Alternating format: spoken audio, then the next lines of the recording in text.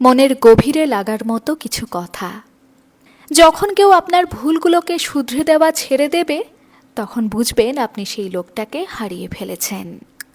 জীবনের একটা সময়ের পর বুঝতে পারবেন আপনি কারোর জীবনে এতটাও বিশেষ নন যতটা আপনি নিজেকে বিশেষ ভাবছেন। তুমি সেদিন বুঝবে আমার মূল্য, যেদিন তোমার কাছে মন তো থাকবে, কিন্তু মনের মানুষ থাকবে না। দরকার হলে একা জীবন কাটাবো, তাও কারুর অনুভূতি নিয়ে খেলা করব না।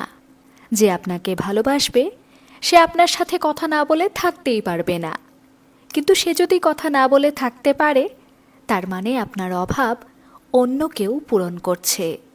মিথ্যের সুন্দর মুখোশ পরে থাকার চেয়ে সত্যের বিকট রূপই ভালো। কথা এতটাই বলা উচিত যতটা লোকে শুনতে চায়, নইলে লোকে আপনার হাজার মূল্যবান কথাকেও এক পয়সারও দাম দেবে না। আসলে সবসময় মানুষ নিজে খারাপ হয় না, তার জন্মভাগ্যটাই খারাপ থাকে, যার কারণে তাকে অনেক কিছু সইতে হয়। নিজের থেকে বেশি গুরুত্ব দেওয়া মানুষগুলোই একদিন আপনাকে গুরুত্বহীন বলে এক সাইডে সরিয়ে দেবে। আজ যে আপনার থেকে শুধু একটু সময় চাইছে, একদিন যদি সে সেই সময় চাওয়া বন্ধ করে দেয়, তাহলে বুঝবেন সময় তাকে আপনার থেকে সরিয়ে এনেছে।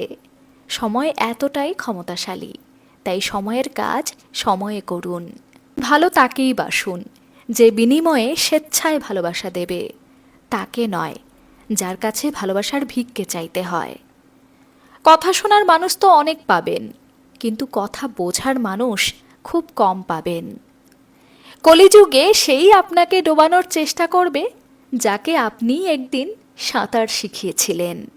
আপনার পরিবর্তন সবার চোখে পড়ে ঠিকই, কিন্তু পরিবর্তনের পেছনের কারণ কারোর চোখে পড়ে না। নীরবতা তাদের জন্য সবচাইতে পাওয়ারফুল উত্তর, যারা আপনার বলা শব্দের অর্থ বোঝে না। আপনার হাতে যদি কাউকে কাঁদানোর ক্ষমতা থাকে, প্লিজ এই ক্ষমতাকে ইউজ করবেন না।